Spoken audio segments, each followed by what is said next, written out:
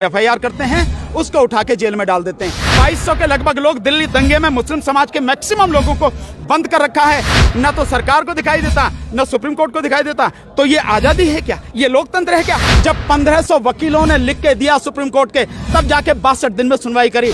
क्या जब पूरी तरह से तबाह हो जाएगा, जब पूरी तरह से मर जाएंगे, बर्बाद हो जाएगा, तब सुप्रीम कोर्ट की नींद जागेगी क्या? तोमर साहब ने तो ये भी कहा था मीटिंग के बाद में, अबे यार किसानों की बात मान लेंगे तो फिर वो अंबानी और अडानी आ जाएंगे। ये भी तो चल रहा है ना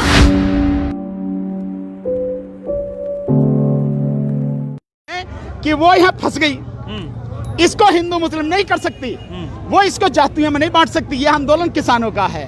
और सबसे बड़ी जो मजेदार बात इसमें है, इस आंदोलन को लीड करने वाले पंजाब और हरियाणा के मजबूत किसान भाई हैं, इसलिए कुछ नहीं कर सकते। तो फायदा ले रहे हैं कि सिर्फ पंजाब हरियाणा के। कौन करा? आपने देखा नहीं? आपने देखा नहीं? उड़ीसा में आंदोलन हुआ है, बिहार में आंदोलन हुआ है, तमिलनाडु में आंदोलन हुआ है, कर्नाटक में आंदोलन हुआ है, तेलंगाना में आंदोलन हुआ है, मध्य प्रदेश में आंदोलन हुआ है, राजस्थान में हुआ है, महाराष्ट्र में हुआ है, यूपी में हुआ है। तो मतलब ये सारे आसाम में हुआ, फंस गई। मतलब और भी कुछ चाहिए? एक एक और गिनाऊं क्या? ना सर, जिले वाइज गिनाऊं क्या? नरेंद्र सिंह तोमर ने तो कहा ना सर कि जो कानून का जो संशोधन किया जा रहा है उससे किसानों को फायदा होगा, वो तमाम चीजें हटा। तोमर साहब ने तो ये भी कहा था मीटिंग के बाद में, अबे यार किसानों की बात मान लेंगे तो फिर वो अंबानी और अडानी आ जाएंगे। ये भी तो चल रहा है ना। तो बेचारे तोमर साहब की क्या कहना, वो तो जो प्रधानमंत्री जी कहेंगे वो वही करेंगे, और उससे आगे कुछ नहीं कर सकते। किसान भी कह रहे हैं कि आर पार की है सब, जब तक वो बिल्कुल आर पार की है। मैं पहले ही कह चुका हूं, या तो सरकार को तीनों कानून वापस लेने पड़ेंगे, एमएसपी को कानूनी दर्जा देना पड़ेगा, नहीं तो माननीय प्रधानमंत्री जी ने नोटबंदी के सामने कहा था, भाई हमारा क्या, हम तो वो हैं फकीर हैं, झोला लेके आए हैं, तो अपना झोला तैयार कर लें फकीर चंद जी। अगर या तो कानून वापस नहीं लिए तो आपको बिस्तरा बांध के जाना पड़ेगा। संसद भवन का शिलान्यास किया जा रहा है। मुझे आप बताइए, जिंदाबाद नए संसद भवन की आवश्यकता क्या है? जो हमारा पुराना संसद भवन है वो पूरी तरह से जितनी एकोमोडेशन चाहिए, जो चाहिए उसके लिए पूरी तरह से वो मतलब सक्षम है, कोई दिक्कत नहीं है, उसमें पूरी व्यवस्था है। तो आपको क्यों चाहिए? नहीं कर सकती। कारण क्या है? सरकार में जो घोटाले होते हैं वो तो या तो होते हैं खरीद में, 1000 रुपए की चीज खरीदी गई और वो 1000 रुपए की दिखाई जाती है, होती वो 200 रुपए की है, बाकी 800 रुपए सारे खा जाते हैं। यह होता है कंस्ट्रक्शन में, कि कंस्ट्रक्शन में 20,000 करोड़ रुपए का प्रोजेक्ट जो है ये है संसद का। अब आप ये पूछिए कि जब धरती पुत्र, इस देश का अन्नदाता किसान सड़कों पर है, हमारे करीब 7-8 साथी अभी तक शहीद हो चुके हैं, उनको श्रद्धांजलि मेरी तरफ से आपके यहाँ से, जो साथी 10 साथी शहीद हो चुके हैं। तो जब वो यहाँ पर हैं सड़क पर, इस देश में लाखों लोग भूख से मर जा रहे हैं, हर दिन यहाँ पे सैकड़ों लोग आत्महत्या कर रहे हैं, जिनमें मजदूर भी हैं, किसान भी हैं, जिसमें जो छात्र हैं वो भी हैं, जिसमें बेरोजगार लोग भी वो भी हैं। उस समय आप, और जब देश की जीडीपी -24 में चली गई है, आप उस समय नए संसद भवन की बात कर रहे हैं। सरकार को सोचना नहीं चाहिए कि किस तरह से आप देश की जनता के जले पर नमक छिड़क नहीं रहे हो, बल्कि रगड़ रहे हो छिड़क के, हाथ लगा के। तो ये सरकार को सोचना है, जो आप काम कर रहे हैं उनसे देश की जनता का सरकार में भरोसा जाग नहीं रहा, बल्कि भरोसा खत्म हो रहा है। विकल्प क्या है? और लोग साथ विकल्प बहुत सीधा सा है। सरकार के लिए बहुत बढ़िया मैं सलाह दे रहा हूं आपके माध्यम से माननीय प्रधानमंत्री जी को और उनकी पूरी कैबिनेट को, भाजपा को, और उनको चलाने वाली जो आरएसएस है उन सबको, श्रीमान भागवत जी को, सबको दे रहा हूं, अंबानी अडानी आरएसएस को भी सबको दे रहा हूं सलाह। बेहतर तुम्हारे लिए ये है, सरकार चलती रहेगी तुम्हारी, जितनी जल्दी हो सके इन मांगों को मान लो, तीनों कानून वापस ले लो, एमएसपी को कानूनी दर्जा दे दो, नहीं तो जो मैंने अभी कहा, श्रीमान फकीर चंद जी झोला लटकाने के लिए तैयार हो जाओ, अब के तुम्हें उखाड़ के फेंका जाएगा। चलिए बहुत किसान एकता ऐसे आंदोलन खड़े होते हैं कि कहा जाता है कि इन लोगों को बहकाया गया है, और आप जैसे जागरूक लोग, सिविल सोसाइटी के लोग, कहा जाता है इन्हें बहकाया गया है, विपक्ष इन्हें बहका रहा है। सीए के टाइम भी यही हुआ था। क्या इसके पीछे हकीकत है? क्यों सरकार अपने खिलाफ आंदोलन बर्दाश्त नहीं कर पाती? देखिए, सरकार इसलिए आंदोलन बर्दाश्त नहीं करती, सरकार का एजेंडा कुछ और है, और उस एजेंडे को लागू करने के लिए सरकार को इस देश के लगभग 100 से 110 करोड़ लोगों को गुलाम बनाना पड़ेगा। और गुलाम बनाने के लिए दो ही तरीके सबसे ज्यादा कारगर होते हैं। नंबर एक, उनकी एजुकेशन को पूरी तरह से खत्म कर दो, और आप जानते हैं इस देश में एजुकेशन पूरी तरह से खत्म की जा चुकी है। नंबर दो, लोगों की आर्थिक स्थिति को पूरी तरह से तबाह कर दो। आज की तारीख में 35 करोड़ लोग इस देश में बेरोजगार हैं। जो हिंदू राष्ट्र का एजेंडा ये लेके चल रहे हैं, जिस पर लगातार काम कर रहे हैं, आप ये कह सकते हैं कि किसान आंदोलन में हिंदू राष्ट्र की बात, हकीकत यही है।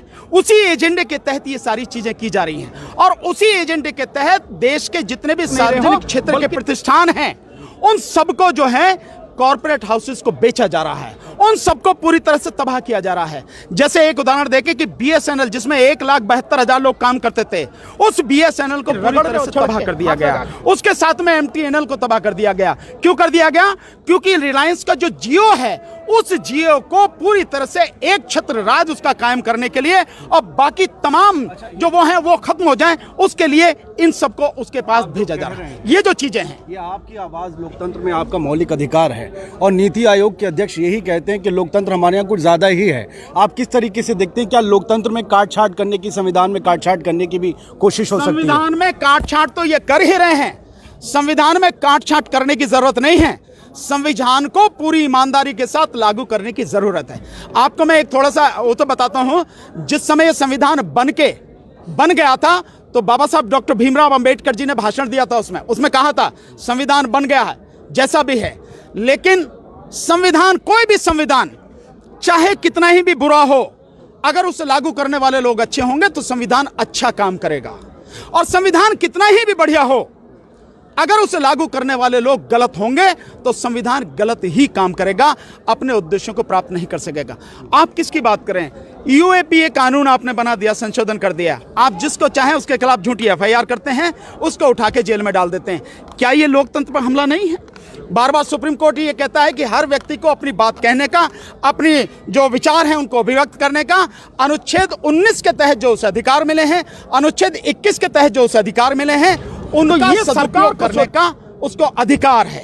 लेकिन सरकार NSA के माध्यम से, नेशनल सिक्योरिटी एक्ट, राष्ट्रीय सुरक्षा कानून जिसको आप समझते हैं, उसके तहत, UAPA के तहत कभी कहीं लोगों को गिरफ्तार करती है, झूठे मुकदमे बनाती है, जेल में डाल देती है। आपको ध्यान है भीमा कोरे केस में जितने भी लोग, एक से एक ब्रिलियंट लोग, सारे के सारे विद्वान लोग हैं, वो लोग हैं जो देश के लिए लड़ रहे हैं, देश की जनता को जागरूक करने का काम कर रहे हैं। सुधा भारद्वाज का कसूर क्या है? विदेश में पढ़ के आके एडवोकेट बन के छत्तीसगढ़ के जो आदिवासी हैं उनकी लड़ाई लड़ रही, उनको जेल में बंद किया हुआ है। आप वरवरा राव, उनकी क्या स्थिति है?